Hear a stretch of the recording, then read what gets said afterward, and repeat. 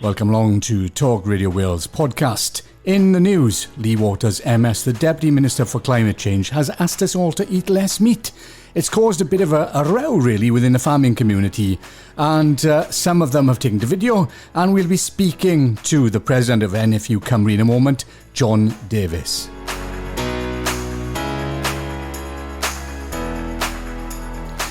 Well, ministers are asking us to eat less meat. They're asking us to ride bicycles, buy electric cars, plant trees. What else will they ask us is the question, isn't it?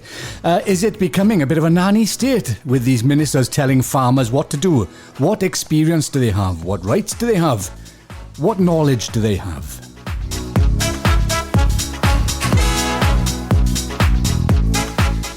I'm happy to say we do have one expert in the studio now, well, on the phone talking to us. It's the President of NFU Cymru, John Davies. John, welcome along. Yeah, good evening.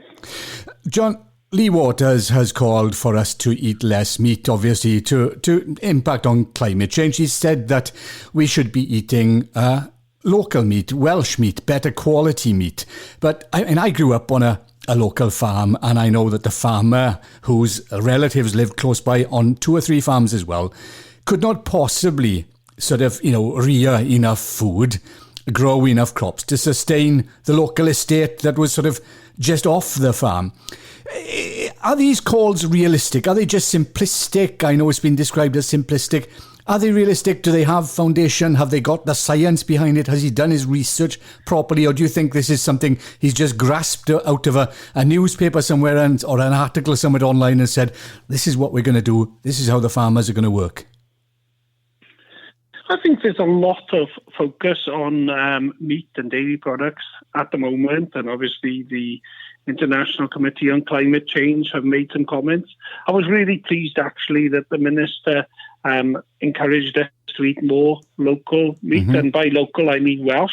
Yep. Because we've got a fantastic place here to grow red meat and dairy products. So I was pleased by that really, and I think that creates an opportunity for us. Yes, we've all got to think how we live our lives going forward, but what I'm really excited about, having just returned from COP26 up in Glasgow, is these the ways that science, technology and evidence can be used to reduce our emissions. And whether you're a steel worker in Port Talbot or whether you're a hill farmer in mid Wales, it's got to be about reducing our emissions, hasn't it? And that's the key thing. So we're up for that challenge, and we'll work with the Minister and other ministers to make sure that we can do that and make Welsh lamb and beef the most sustainable in the world going forward. It's not just the meat, though, is it? Julie James has said that the Minister for Climate Change has said that eating fruit and vegetables out of season is going to be seen as a luxury in the future. The question for you really is, you represent farmers across Wales. Do we have the land? Do we have the capabilities? Do we have, as you say, maybe the science, the research? Do we have the manpower and the woman power, for that matter, to grow these crops and vegetables, plant-based replacements for meat? Because I'm not sure if you can, tell the listeners really, do we have enough meat? Are the farmers able to rear enough meat to keep a nation in food that they used to? Yeah, we'd be exporting a lot of meat out of Wales at the present time. We'd be much more than self-sufficient in red meat production and dairy production in Wales at the present time. So we do have that ability. But, we don't just want to grow it here for Wales. We want to be able to export it to England and to Scotland and everywhere. So, and across the world, because our carbon footprint is one of the lowest in the world. And that's what we've got to do. We've got to really focus on that carbon footprint. We've got to focus on our biodiversity and our nature. And we've got some things we need to do there. We've always evolved and adapted as farmers. We face whatever challenge comes in front of us, and we're up for that challenge, and we're excited about that opportunity that growing the healthiest food in the world will be presented to Wales in the future. So do you see some of the farms and the farmland then being put back into the use for crop growth, for carrots, for Brussels sprouts, for turnips, Swedes, that kind of thing? Yes, we do. Yeah. They'll do whatever the marketplace wants. That's what we've always done as farmers, and we respond to the marketplace. So yes, There are certain parts of the world that will be incredibly challenged. One thing we're not short of here is water here in Wales. Yeah. It's absolutely pouring down here today, and sunshine, and it's incredibly good for growing crops in season. And obviously, there are places in the world that we're going to be more challenged on that, and we're going to probably have to be more careful in terms of using seasonable vegetables and the likes. But we're up for this challenge. We have world-leading universities in Aberystwyth and in Bangor, and in other parts of Wales, we've got some fantastic work going on. So let's utilise that and let's work together. Wales has a devolved government, obviously, and what happens here in Wales may not be necessarily happening over the border. So do you foresee possible, the tipping of the scales whereby the English farmers, our Northern Ireland farmers, Scottish farmers are allowed, or the people are allowed to have imported meat, to continue along the line that they are, whereas Wales, here as a population, we're saying, well, look, meat is going to up in price. The cost of rearing this, the cost of packaging, producing is going to go up. There might be a premium on Welsh meat. It is expensive compared to imported, the cheap products, as they say. Are people going to nip over the border for their cheap cut, their jointed beef?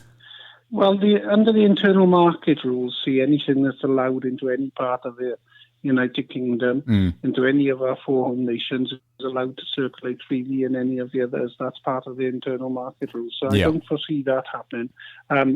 What I would be really excited about, if people are flocking to Wales to buy the best, we may not be the cheapest, but I believe we can deliver some of the best value in the world. And that value is more than just pence per kilo. And that's what needs to be accepted and recognised. We have the 3rd cheapest food in the world here in the United Kingdom. Second is Singapore, and cheapest is America. But I think, at what price do we get that really cheap food? And I think people value animal welfare, they value the way that we look after the environment, and they value the fantastic landscape that we have here in Wales. So, there's a number of things that it shouldn't be measured in just cost per kilo. Do you think then this is inevitable? The planet, we've seen the warning signs, the water level rising and so on, the shortage of food at certain times of the year, the growth in population. Do you think this is inevitable and it's just been sort of sitting there waiting to happen, that somebody had to poke the sort of beast with a stick and say, look, things can't stay as they are. We have to change. As consumers, we have to change. As farmers, we have to change. As a world, we have to change. Yes, I think we do. But that doesn't mean going back to the Dark Ages. Let's use that science technology to make sure that change is exciting and based on innovation and provides opportunity for all. Sorry. It's all right.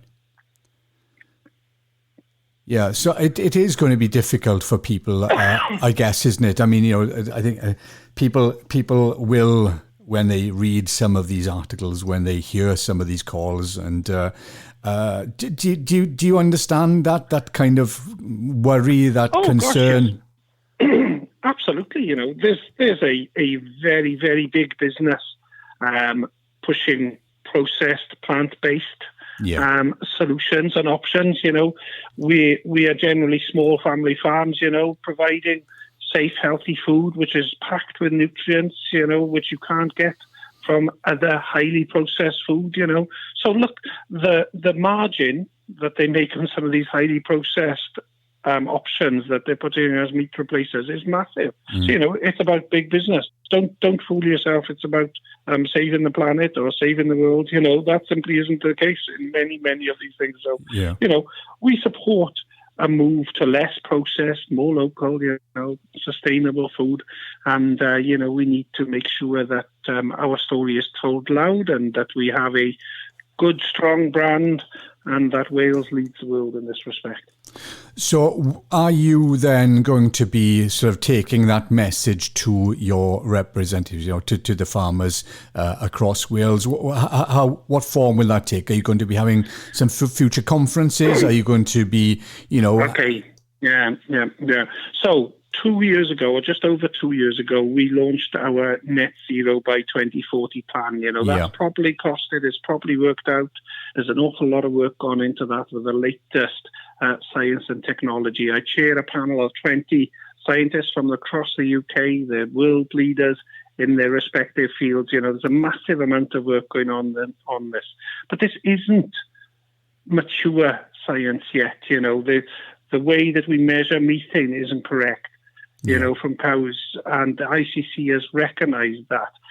The way that we can reduce methane, some of the latest research there coming out from cows in terms of the percentages between 30 and 90%, So there's some really exciting science and technology here. So we have ways to solve this, and we are unique as an industry that we can sequester carbon. Today now we're planting a little bit more woodland and some more hedges and edges, so we can sequester more carbon as well. So, there's some really exciting opportunities here, but you don't look through this through one lens, and there aren't any simple black and white solutions. It's a range of options and a range of solutions, I would suggest. Yeah, you have said obviously the farmers do hold the key, and the message of reducing meat consumption helps the environment, but it is too simplistic.